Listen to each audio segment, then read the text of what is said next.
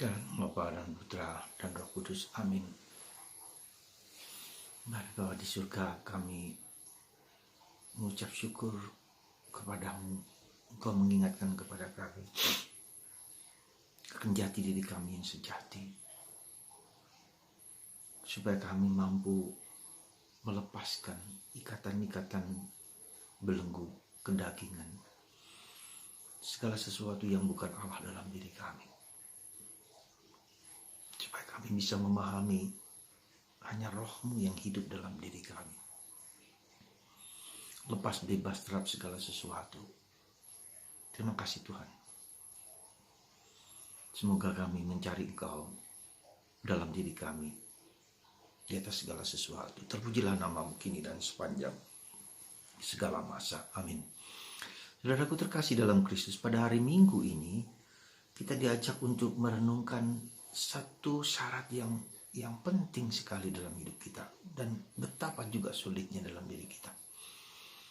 Kenapa?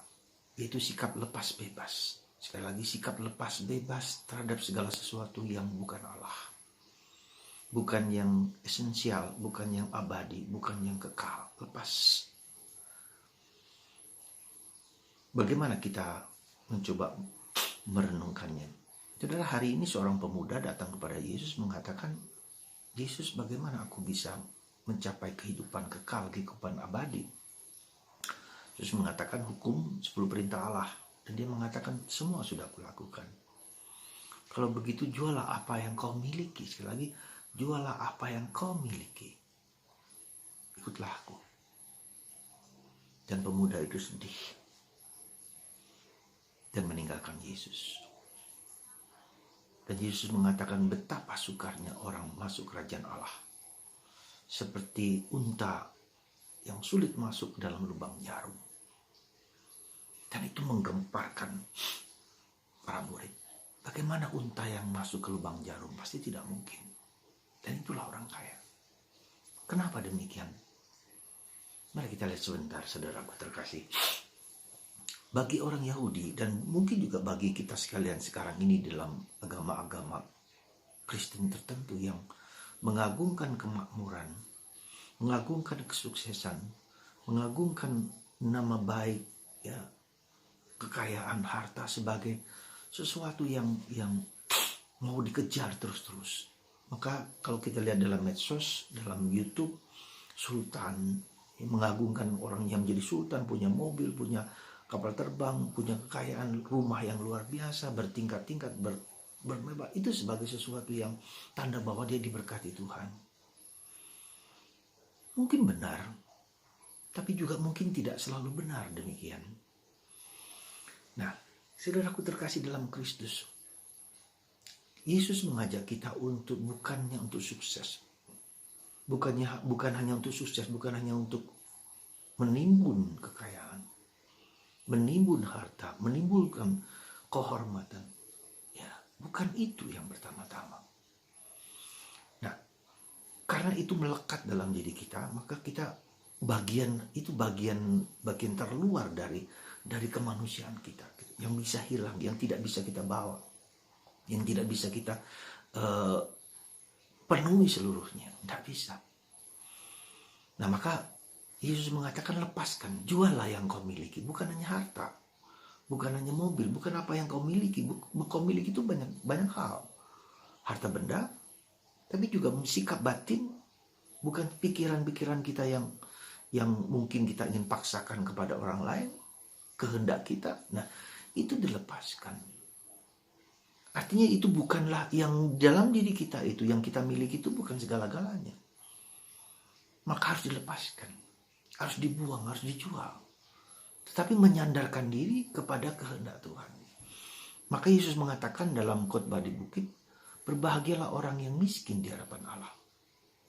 Ya, itu yang harus kita sadar, berbahagialah orang yang miskin di hadapan Allah. Artinya berbahagialah orang yang menggantungkan hidupnya, seluruh dirinya kepada Tuhan. Nah, maka dalam proses itu kita harus mencari siapa jati diri kita yang sejati. Tidak berarti kita tidak boleh kaya, boleh.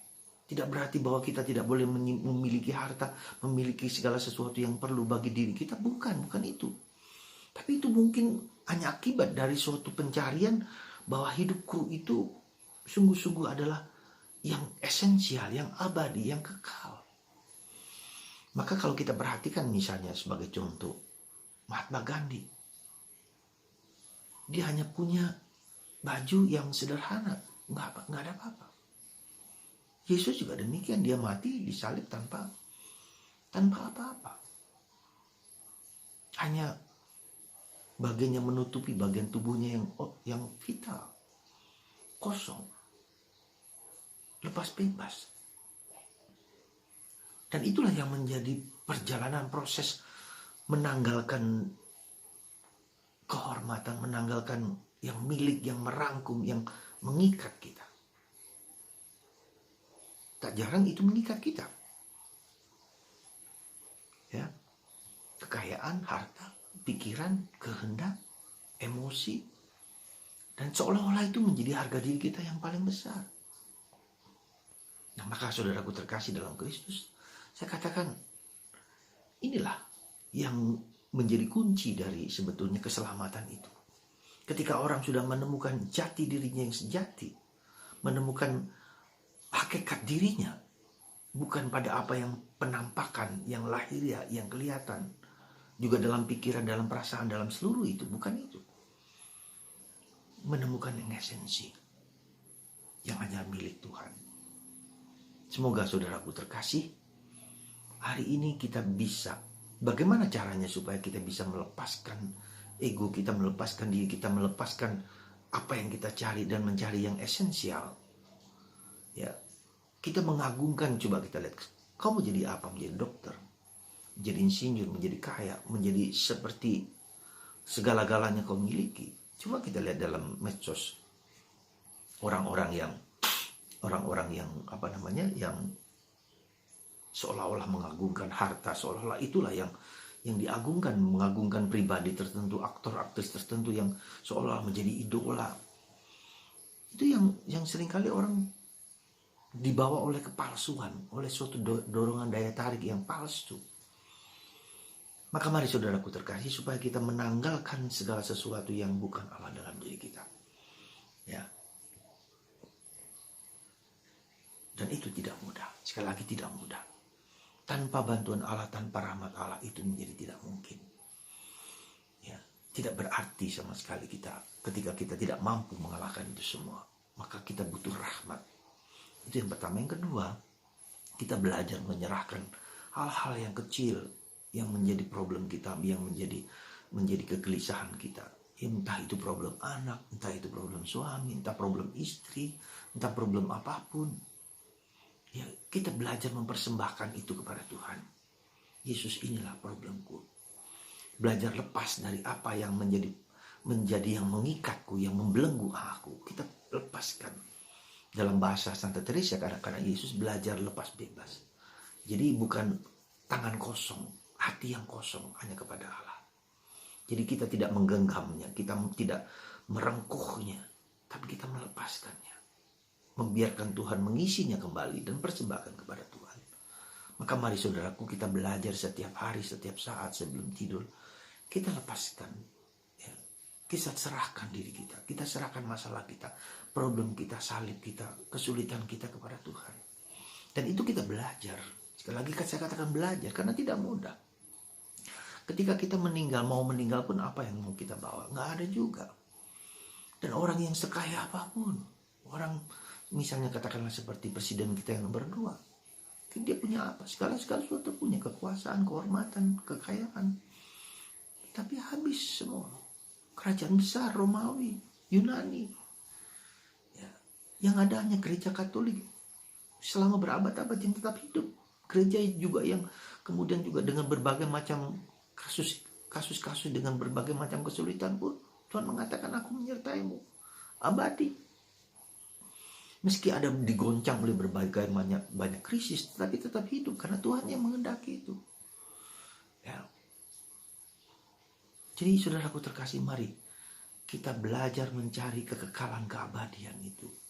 Jangan hanya mencari yang sementara. Ada seorang pengarang buku yang terkenal, The Purpose Driven, Rick Warren. Ketika dia menulis itu, dia minta kepada Tuhan, Tuhan, aku ingin menulis buku ini yang tidak hanya berlaku setahun 2 tahun, tapi sungguh-sungguh berpuluh-puluh tahun. Dan buku itu sampai sekarang menjadi bestseller. Dan buku itu menjadi mengilhami dia untuk melakukan yang karya-karya yang fenomenal, yang abadi, yang kekal. Itu sekedar kecil. Demikian juga dengan hidup kita. Kita hanya hidup berapa tahun? 80 kalau kuat. Mari kita berusaha untuk mencari pekerjaan yang abadi. Dan ketika bukan abadi, kita persembahkan kepada Tuhan. Dan ketika kita sulit, maka ini belajar. Ketika kita lepas bebas, kita tidak menjadi orang yang terobsesi, diobsesi oleh sesuatu hal. Ketika itu tidak terjadi, ketika keinginan kita tidak kita penuhi, kita menjadi seperti terikat dan mengikat. Dan itu tidak bisa.